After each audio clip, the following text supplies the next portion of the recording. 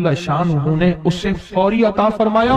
اللہ نے آج تک اس دعا کے مانگے کا رد نہیں فرمایا. ایک واقعہ ہے حضرت علی کرم اللہ وجہہ کا. حضرت علی ایک سفر میں تجارت کے سفر میں تشریف لے گئے. سفر تجارت میں آپ تشریف لے گئے. جب وہاں آپ تشریف لے گئے تو دیکھا ایک شخص ہے جھونپڑی, اس میں سے کرہانے کی آواز آ رہی ہے. آپ اندر تشریف لے گئے تو صاحب خانہ نے اندر سے آواز دی, جو بھی صاحب آ رہے ہیں اجازت سے آئیں. سمجھ گئے اندر مستورات ہیں. وہ صاحب باہر تشریف لے آئے تو پوچھا کیا ہوا, کرہانے کی آواز کیا ہے؟ کہا میری بیٹی ہے, جنگل میں لکڑیاں لینے گئی, اس کے اوپر ایک درخت گر گیا کاٹتے کاٹتے, اور اس کی وجہ سے اس کی کمر ٹوٹ گئی ہے. اب یہ بستر میں پڑی ہے, اب یہ بیچاری تکلیفوں اور دکھوں میں. آپ نے فرمایا کوئی مسئلہ نہیں, میں ایک عمل کرتا ہوں, تو ایسا کر صرف اس کا کپڑا لے آ. آپ نے اس کے کپڑے کو سامنے رکھا, اس کو کہا اس کو پکڑ, اور اس کی طرف یوں انگلی کی, اور یہ دعا جو اب ہم پڑھنے لگے ہیں, بس یہ دعا پڑھی, اور صرف چند بار ہی پڑھتی اندر آوازیں خاموش ہو گئی, چپ ہو گئی. آپ نے فرمایا پوچھو جا کے. آپ وہ بندہ اندر گیا تو واپس آیا, کہا بیٹی کو نیند آ گئی ہے, آج کئی ہفتے ہو گئے ہیں سو نہیں سکی, در سے کرہا رہی تھی, اس کو نیند آ گئی ہے. آپ فرمانے لگے میں سفر میں جا رہا ہوں, جب واپس آؤں گا نا پھر پوچھوں گا, اگر کوئی تکلیف ہوئی تو پھر دم کروں گا, پھر دعا کروں گا, اور انشاءاللہ ٹھیک ہو جائے گی. آپ چلے گئے, آگے تشریف لے گئے تو آپ کے ہم سفر تھے, ان کی سواریاں تھیں. ان میں سے ایک گھوڑا تھا جس گھوڑے کو ٹھوکر لگی, چوٹ لگی, اس کے اگلے پاؤں کی ہڈی گھٹنا باہر نکل گیا. وہ ایک طرف ہو کے بیٹھ گیا, اس کا گھوڑا چل نہیں سکتا تھا. اس نے آ کے حضرت علی کرم اللہ درخواست کی کہ آقا اس کے لیے کچھ فرما دیں. فرمایا میں اس کے لیے دعا کرتا ہوں, یہ ٹھیک ہو جائے گا. اور آپ نے دعا پڑھنا شروع کر دی, اور فرمایا یہ اس کے ہاتھ پہ, اس کی ٹانگ پہ آپ نے ہاتھ پھیر دیا, جو معذور تھی ٹوٹی ہوئی نکلیا ہوا گھٹنا تھا. فرمایا ٹھیک ہو گیا. اور قافلے والوں نے دیکھا وہ گھوڑا سب سے آگے تھا, سب سے سبک رفتار تھا, اور سب سے لاجواب تھا. آگے ایک جگہ تشریف لے گئے تو قافلے کو پیاس لگی, پانی کی ضرورت تھی. کنواں دیکھا تو کنواں خشک تھا. آپ نے فرمایا کوئی بات نہیں, یہ دعا پڑھی, اور دعا کو پڑھ کے اپنا لعاب کنویں میں ڈال دیا. فرمایا کنویں میں پانی کا ایک جوش اٹھا, اور پانی اٹھا اور منڈیر سے باہر نکلا.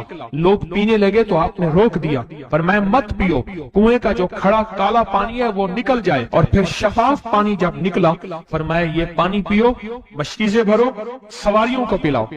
قافلہ چلتا رہا. آگے تشریف لے گئے, آگے دیکھا تو کھانا ختم ہو گیا. اتنا کھانا تھا کہ اب کھا لیں, آئندہ کیسے کھائیں گے؟ تو آپ نے فرمایا جو کھانا ہے لے آؤ. آپ نے کھانے کو رکھا, اوپر کپڑا ڈال دیا, اور یہ دعا پڑھنی شروع کر دی جو ابھی ہم بیٹھ کے پڑھیں گے, خوش قسمت ہیں. اور کپڑا ڈال کے فرمایا دعا فرمائی, یہ عمل فرمایا, یہ دعا پڑھی, اور اس کے بعد فرمایا دیکھو کھا لیا. اور فرمایا ہمارا 17 دن کا سفر تھا, اس 17 دن میں ہم نے کھایا, لوگوں کو کھلایا, جہاں لوگ آتے تھے ان کو بٹھاتے تھے. دسترخوان ہمارا تھا چند افراد کا, پھر سینکڑوں لوگوں نے کھایا. 17 دن کے سفر میں تھوڑی سی کمی بھی نہ ہوئی. جب گھر لوٹے تو وہی کا وہی ہمارا خزانہ, کھانا وہی سارا توشہ موجود تھا. آگے تشریف لے گئے تو ایک تجارت میں ایک دیکھا تو ایک بندہ ہے ٹھیکریوں پہ ٹھیکریاں مار رہا ہے. آپ اس کی طرف تشریف لے گئے, آپ نے اس کو جا کے دیکھا, لگتا ہے کہ تو پرانا جواری ہے. اس نے کہا جوا کھیلتا تھا, سب کچھ ہار بیٹھا ہوں, ہر چیز زندگی ختم ہو گئی ہے. آپ نے فرمایا اچھا ایسا کر توبہ کی نیت کر لے, اللہ سے توبہ کر لے, اور پھر میں تیرے لیے دعا بھی کرتا ہوں, عمل بھی کرتا ہوں. تو ایسا کر پتھر پہ پتھر مار, تیرا ہر پتھر سونے کا بنتا جائے گا. آپ بیٹھ گئے, اس نے ویسے ہی پتھر پہ پتھر مارا, اور جیسے بیچارہ بے بسی کی حالت میں پہلے مار رہا تھا, آپ نے دعا کرنی شروع کر دی, یہ دعا پڑھنی شروع کر دی. اور دعا پڑھتے پڑھتے دیکھا تو لوگوں نے پتھروں کی شکلیں بدلنا شروع ہو گئی, اور جو پتھر بھی اس کے ہاتھ میں آیا تھا وہ سارے پتھر سونے کے بن گئے. آپ نے سارا سونا اس کو دیا, چل پڑے. سفر میں آگے جاتے جاتے دیکھا کہ ایک شخص ہے, اس کے ساتھ ایک بچہ ہے, ایک بوڑھی عورت ہے, ایک بوڑھا گدھا ہے, اور وہ سارے پیدل چل رہے ہیں, گدھے کو سواری کو ساتھ لیے ہوئے. تو آپ نے پوچھا کیا ہوا؟ उन्होंने कहा एक सांप है जो इस गधे के पे मुसल्लत है, वो सामने बैठा है, वो नीचे नहीं उतर रहा, हमने मारने की कोशिश की है, उसकी फुंकार से असा जल जाता है। और जला हुआ असा दिखाया, डंडा जला हुआ दिखाया कि फुंकार से डंडा जल जाता है, वो मुसल्लत है गधे पे, हम पैदल चल रहे हैं, मंजिल पे है, सांप मुसल्लत है, इसका कोई हल नहीं। आपने फरमाया इस गधे को इस झाड़ी से, इस दरख्त से बांध दो, और बांध के आप किबला रुख हुए और ये दुआ पढ़नी शुरू कर दी। और फरमाया फिर दूसरे रुख हुए और ये दुआ पढ़नी शुरू कर दी, और तीसरे रुख हुए और दुआ पढ़ने के बाद आपने उस सांप पे फूंक मारा, सांप चूंटी बन के छलांग लगाई और गायब हो गया। तो उन्होंने पूछा आका ये क्या था? फरमाया ये तुम्हारे ऊपर एक दुश्मन जिन मुसल्लत था जो के तुम्हारी जानों और इज्जतों का लुटेरा था। आखिरकार आपके गुलाम ने आपसे पूछा आका अगर आप ये दुआ हमें सिखा दें, चश्मे फैज से गरेक इशारा हो जाए, चश्मे फैज से गरेक इशारा हो जाए, लुत्फ हो आपका और काम हमारा हो जाए। आए बिस्मिल्लाह करके इस दुआ को पहले सुनते हैं। या वहाब हबली मिन नेमत दुनिया वल आखिरह इन्नका अंतल वहाब। अल्लाह के वलियों ने अपनी किताबों में एक बात लिखी है, हमने जब भी इस दुआ को पढ़ा अल्लाह पाक जल्ल शान ने उससे फौरी अता फरमाया, वरना उसकी निस्बत अता फरमाई, और वरना चंद लम्हों में अता फरमाया, वरना चंद दिनों में। अल्लाह ने आज तक इस दुआ के मांगे का रद्द नहीं फरमाया। रिज़्क़ की वुसअत के लिए जो मैं बताता हूं कि बंदा है 129 दिन और 129 दफा सूरत कौसर पढ़ और फिर आंखों से रब की ताकत के जलवे देख। 129 दिन और 129 बार। आप बताएं जो ये पढ़ते हैं 129 बार सूरत कौसर कितना वक्त लगता है? सही बताएं, अगर नहीं पढ़ते ना बताना। 10 मिनट की आवाज भी है, 7-8 मिनट की आवाज भी है, 15 मिनट की आवाज भी है। हम 15 मिनट ले लेते हैं, 15 मिनट ले लेते। क्या रोजाना के 15 मिनट हमारे लिए मुश्किल है? 129 बार सूरत कौसर, और अगर जगह और वक्त एक हो तो फिर उसकी ताकत और तासीर हैरत अंगेज तौर पे दुगनी हो जाती है। जमान और मकान, वही वक्त वही जगह। मजबूरन अगर नहीं है तो कोई हर्ज नहीं, पर यकीन, दिल की गहराइयां, अंदर का दर्द और पूरे खुशू खुजू, दिहान, कलप, तड़प और जज्बे के साथ पढ़ 129 बार। असल में ये 129 का जो अदद है ना, लफ्ज़ लतीफ का अदद है, या लतीफ हो ना, लतीफ। 129 बार और 129 दिन। फिर कुदरत के खजाने और रब की रहमत के खजाने, उसकी अता और शफकत के खजाने, उसकी मेहरबानी के खजाने। एक और चीज बताऊं, दीदार मुस्तफा के लिए, कमली वाले के दीदार के लिए सूरत कौसर बहुत बाकमाल है। अब इसके फायदे सुनते जाएं, 129 दफा के फायदे जरा सुनते जाएं, क्योंकि मेरे आका की तसल्लियों के लिए, दिलजुइयों के लिए ये आयत, ये सूरत उतरी थी। कुरान की सबसे छोटी सूरत है। दिलजुइयों के लिए ताने दे दे के जालिमों ने मेरे आका के सीने को छल नहीं किया, और अल्लाह पाक जल्ल शानहू ने फरमाया मेरे हबीब क्यों गमज़दा है, हमने आपको कौसर दे दी। और मेरे हबीब ये जो ताने देने वाले हैं, आप पे जादू करने वाले हैं, आप पे नजर बद के हमले करने वाले हैं और आपके साथ हसद करने वाले हैं, ये इन नशान आका अबतर, ये तो ऐसे अबतर होंगे, इनकी जिंदगी अबतर होगी, अबतर से अबतर और अबतर होगी कि बस जमाना देखेगा वह शमाततिल आदा, और इनके दुश्मन इन पे हंसेंगे, ऐसे अबतर होंगे। 129 बार सूरत कौसर दीदार मुस्तफा के लिए, 129 बार सूरत कौसर जादू के आखिरी तोड़ के लिए, 129 बार सूरत कौसर जादू को खुद पलटाने के लिए, पलट जाता है। 129 बार सूरत कौसर आफात और बलियात को दूर करने के लिए, 129 बार सूरत कौसर एंजाइटी, टेंशन, डिप्रेशन और स्ट्रेस के लिए, और 129 बार सूरत कौसर पुरसकून नींद के लिए, 129 बार सूरत कौसर पुरसकून जिंदगी के लिए, और 129 बार सूरत कौसर फिर दुनिया हसना के लिए। एक दुर्वेश थे, लोगों को अल्लाह सिखाते थे। एक जंगल में जा रहे थे सफर में कहीं, तो एक जगह जो है रात पड़ गई, एक दरख्त के नीचे क़याम किया। जब क़याम किया तो रात को आंख खुली तो सुना के 2 बंदे आपस में बातें कर रहे हैं, आंखें बंद हैं, कान खुले हैं, यानी नींद खुली हुई है। जागते में आवाज आई, एक बंदा कहने लगा इसको हम छेड़े, तंग करें, यानी किसी बीमारी में, किसी दुख में, किसी तकलीफ में, किसी मुश्किल में, किसी परेशानी में, किसी नाकामी में, किसी उलझन में इसको मुब्तला करें। दूसरा कहने लगा छोड़, तुझे इसने क्या कहा है, तू इसको क्यों तंग करता है? ना मैं इसको तंग करूंगा, ऐसे काम। جاتے جاتے کسی کو انگلی لگا دی، کسی کے آگے پاؤں کر دیا، پاؤں کے بل گر گیا، کوئی کیا کر رہا ہے۔ بعض لوگوں کا مزاج ہوتا ہے، یہ لوگوں کے مزاج میں کمی ہے، شیاطین کا مزاج ہی نہیں ہے، اس لیے جو اس مزاج کا بندہ اس کو شیطان کہتے ہیں۔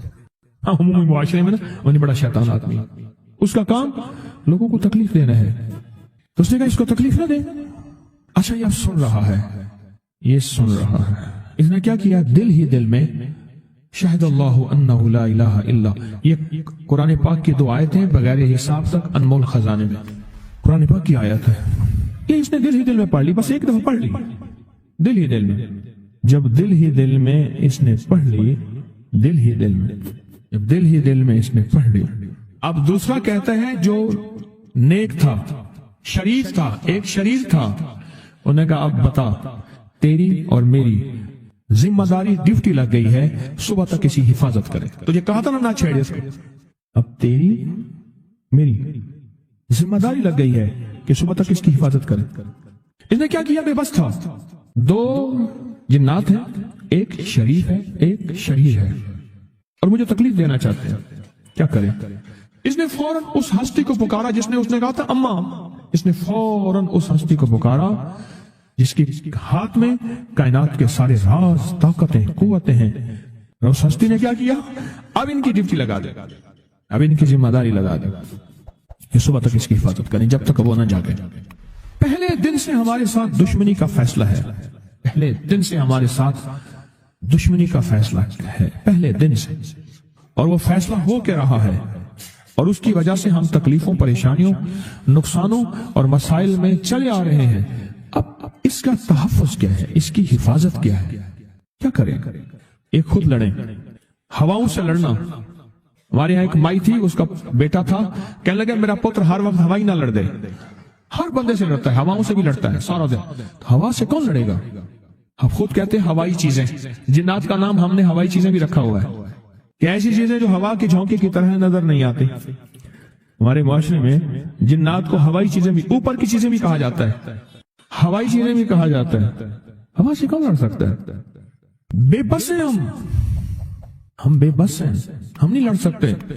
ایسی طاقت کو لے آئیں، ایسی طاقت کو لے آئیں جو لڑ سکتی ہے، اور وہ اللہ ہے، اور اس کی طاقت ہے، اور اس کی قوت ہے، اور اس کا 100% جمال ہے، جلال ہے، عزت ہے، عظمت ہے، وقار ہے، شان و شوکت ہے۔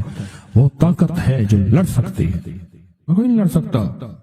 یاد رکھنا، جنات شیاطین سے کوئی نہیں لڑ سکتا۔ میری بھی زندگی گزری ہے روحانیت کی دنیا میں طالب علم کی حیثیت سے، کوئی جن تابع وغیرہ نہیں ہے، لیکن ان سے لڑ کوئی نہیں سکتا۔ ان سے اگر اللہ کی مدد ساتھ نہیں ہے اور اللہ کے نام کی طاقت اور ڈھال ساتھ نہیں ہے، ان سے کوئی نہیں لڑ سکتا، اور نہ لڑنے کی کوشش کرنا۔ اللہ کی مدد، یہ آیت الکرسی کیا ہے، یہ ساری اللہ کی مدد ہے، اللہ کی منت اور خوشامد ہے۔ ترجمہ اٹھا کے دیکھ، یہ آیت الکرسی ساری میری اللہ کی منت اور خوشامد ہے۔ اللہ لا الہ الا هو الحی القیوم، مولا تیرے علاوہ ہے ہی کوئی نہیں، لا الہ الا الحی، تو ہمیشہ زندہ ہے، موت نہیں، القیوم، سب مٹ جائیں گے تو قائم ہے، لا تاخذہ سنہ، اے مولا تو وہ ہستی ہے جسے نہ نیند آئے نہ اونگ آئے، ولا نوم، لہو ما فی السماوات و ما فی الارض، ساری کائنات، ساری زمینیں، سارے آسمان مولا تیرے ہی ہیں، حکومت تیرے پاس ہے۔ من ذا الذی یشفع عندہ الا بإذنہ، کون ہے جو سفارش کرے، تیرا امر ہوگا تو سفارش ہوگی، تیری حکومت طاقت کے سامنے کوئی بندہ نہ ہل سکے، نہ آنکھ اٹھا سکے۔ یعلم ما بین ایدیہم وما خلفہم، تو ہمارا پچھلا ڈیٹا بھی جانتا ہے، تو ہمارا اگلا ڈیٹا بھی جانتا ہے، ہماری پچھلی کیمرے کی ساری ریکارڈنگ تیرے پاس ہے، ہماری اندھیرے اجالے تیرے پاس ہیں، ہماری صبح شامیں تیرے پاس ہیں، ہمارے دل کے تصورات تیرے پاس ہیں، دل کی سوچیں اور خیالات تیرے پاس ہیں۔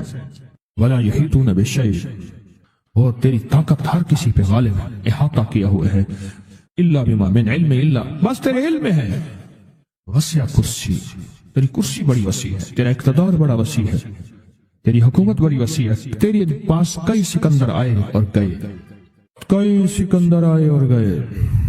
میں خوارزم میں گیا، وہاں بخارا سے آگے، بہت آگے، وہاں کا سفر تھا جہاز کا، بہت آگے، وہاں کئی میلوں میل، وہاں ایک شہر تھا، اس کا نام تھا نوراتا۔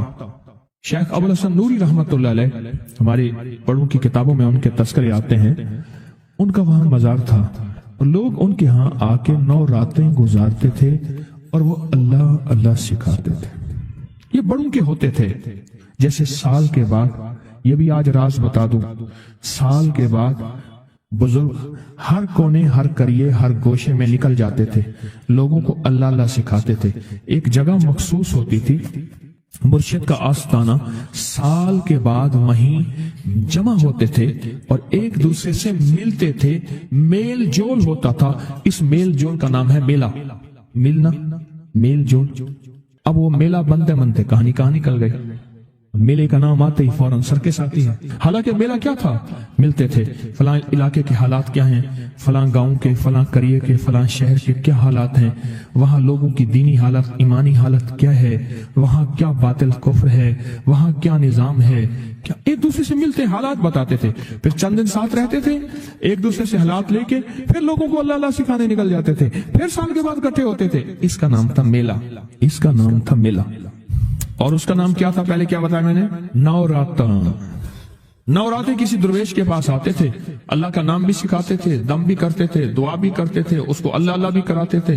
भला चंगा, सेहतमंद, तंदुरुस्त, मसाइल को हल पाके चला जाता था। ये था नवरात्र। शेख अब्दुल हसन नूरी रहमतुल्लाह अलैह, 9 रातों में लोग आते थे। मैं कहना ये चाह रहा था, उनके मजार के ऊपर एक बहुत बड़ा किला था, अंग्रेज उसके ऊपर सारे चढ़ रहे थे, ऊंचा किला था। मैंने अगला सफर करना था, मैं किले पे ना गया। मैंने कहा किसका है, उसने कहा सिकंदर आजम का किला है। आज से कई हजार साल पहले उसने ये किले बनाए थे, ये उसकी कुर्सियां थी। एक मेरे रब की कुर्सी है, वसिया कुर्सी, वसिया कुर्सी।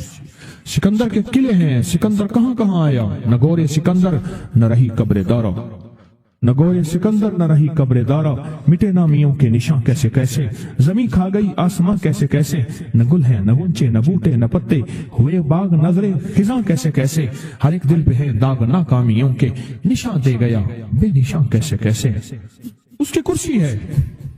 कहते मैंने आयतल कुर्सी पढ़ी है, आयतल कुर्सी पढ़ी थी, मैं देखो मेरी क्या मदद हुई, आयतल कुर्सी पढ़ी थी, देखो मेरी क्या हिफाजत हुई। बस आयतल कुर्सी पढ़नी थी, वो चीज यूं चली गई। आप अपना वाक्य सुनाते।